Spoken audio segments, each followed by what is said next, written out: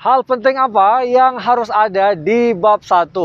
Kalau kamu memasukkan unsur ini, maka dijamin bab 1 kamu, pendahuluan kamu makin keren. Apa itu? Simak terus sampai akhir. Saya di kota Semarang. Falling on your feet, do you finally see what you're missing? You're just one lost soul here to break the mold. When you see me, do you believe in a high?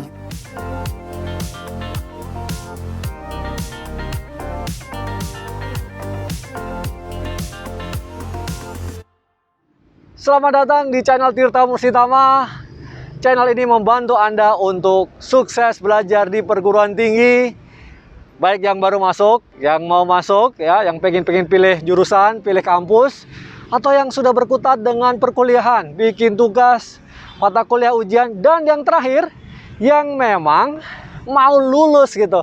Kayak kalian semua nih, yang lihat video ini pasti lagi sibuk, lagi pusing ngurusin skripsi, ya enggak? Nah, pasti lagi nulis bab 1.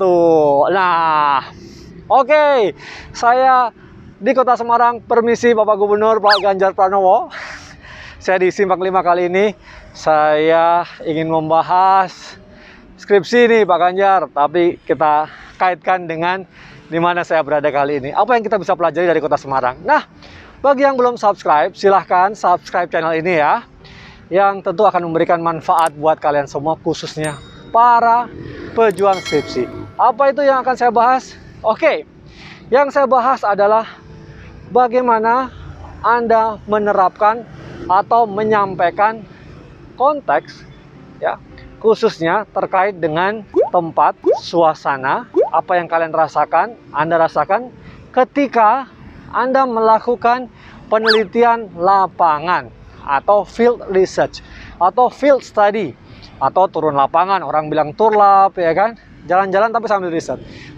Oke, nah ini menarik banget ya. Nah, saya ingin sampaikan bahwa sebagai seorang peneliti, khususnya peneliti kualitatif, kalau kalian temanya itu terkait dengan sesuatu hal yang lebih spesifik dan itu menunjukkan pasti ya tempatnya, waktunya ya, periodenya, ya kan, siapa yang menjadi subjek penelitian yang jelas, dan itu katakanlah tempat, itu kata sesuatu tempat, misalnya saat ini di Semarang, ya kan, usahakan berkunjunglah ke Semarang, berkunjunglah ke satu tempat yang memang menjadi tempat kamu penelitian, jelas ya, karena kalau ini berarti salah satu metode ya, teknik dalam pengumpulan data atau analisis data, yaitu observasi. Nah, yang pertama, dengan adanya observasi, kamu tahu nih, kira-kira sekelilingnya, yang ada di sekeliling Anda, itu lagi ngapain sih?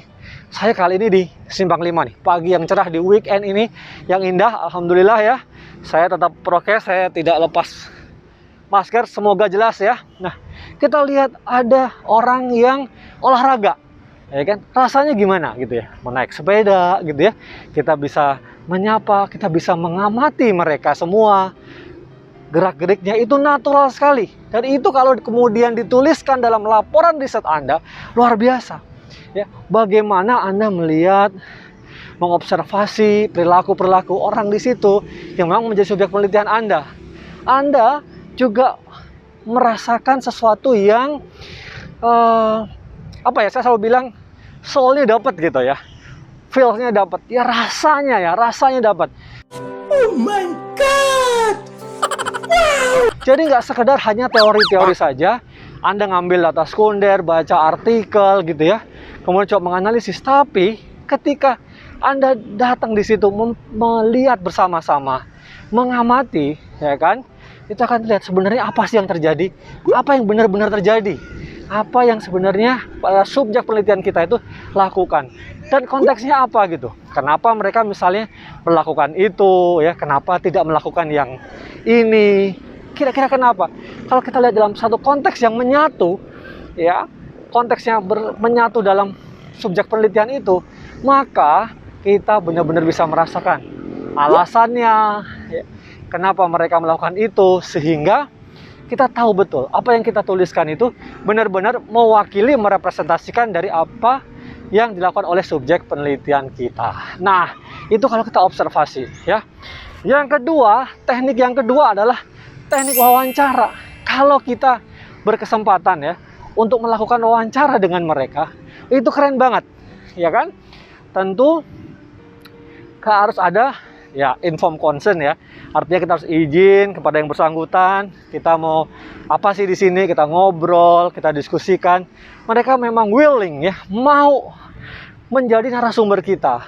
Sehingga informasi yang kita gali benar-benar informasi yang memang dari lubuk hati. Dari hati yang paling dalam. Waduh, apa tuh Prof lubuk hati? Ya artinya benar-benar informasi yang sesungguhnya. Nah, itu yang menjadi hal yang paling penting gitu ya. Karena informasi itu harus terpercaya, harus benar, ya kan? Sehingga kita mendapatkan apa yang memang kita dapatkan. Datanya, informasinya itu yang memang sesungguhnya sesuai dengan tujuan penelitian kita. Nah, sudah dua ya. Satu observasi, yang kedua dengan wawancara, ngobrol-ngobrol ya. Dengan wawancara, ngobrol-ngobrol dengan konteksnya tadi. Setelah Anda mengamati, kalian bisa melakukan triangulasi antara apa yang kalian amati ya, karena diamati kan dari jauh, minimal dari kejauhan ya. Ya, subjeknya akan melakukan apa adanya gitu ya. Nah, tetapi kemudian informasi-informasi itu kalian tangkap, kalian catat, kalian rekam, kemudian dalam wawancara didiskusikan. Nah, atau ada informasi-informasi yang belum bisa tercapai, kemudian digali lebih dalam lagi, melakukan konfirmasi. Nah, ini hal yang menarik gitu ya dalam pencarian data, analisis data. Nah, seringkali kenapa Prof? Tadi kan Prof bilang katanya ini untuk bab 1 gitu ya. Nah, seringkali ya dalam menyusun bab 1 kita perlu ada penggalian data juga, penggalian data awal ya. Penggalian data awal ya, sehingga kita mendapatkan informasi yang lengkap ya terhadap subjek penelitian kita atau khususnya topik penelitian kita. Nah, itu hal yang penting juga gitu. Jadi tidak hanya semata-mata terkait dengan nanti waktu analisis ya, tetapi juga ketika rekan-rekan bisa melakukan penelitian di awal. Sebaiknya bagaimana? Nah, kalau memang perlu dikombinasikan ya antara melakukan penelitian awal untuk penulisan di pendahuluan ya, dan juga nanti untuk melengkapi di bagian penelitian. Nah, itu tadi hal singkat ya, dua hal awal ya yang bisa Anda lakukan. Yang terpenting adalah terkait dengan konteksnya, suasananya, sehingga memperkaya ya. Khususnya memang ini untuk penelitian kualitatif, sehingga apa yang memang mau Anda teliti itu benar-benar bunyi gitu ya, benar-benar ada maknanya, jadi tidak kering. Nah, itu tadi. Kalau Anda punya masukan, punya tambahan yang lain lagi, silahkan juga ya. Nah, kalau Anda setuju, silahkan juga Anda like ya. Yang belum subscribe, silahkan subscribe ya. Tentu informasi ini akan semakin meningkat, bermanfaat bila kalian juga rekan-rekan sebarkan juga. Demikian pagi ini saya dari Simpang 5 Semarang ya. Sayangnya tulisan lapangan Pancasila Simpang 5-nya masih ditutup ini Pak Ganjar. Moga-moga di kesempatan lain saya bisa mendapatkan background yang cantik gitu ya. Baik, terima kasih banyak. Sampai ketemu lagi di video-video selanjutnya. Selamat pagi, salam sehat semuanya.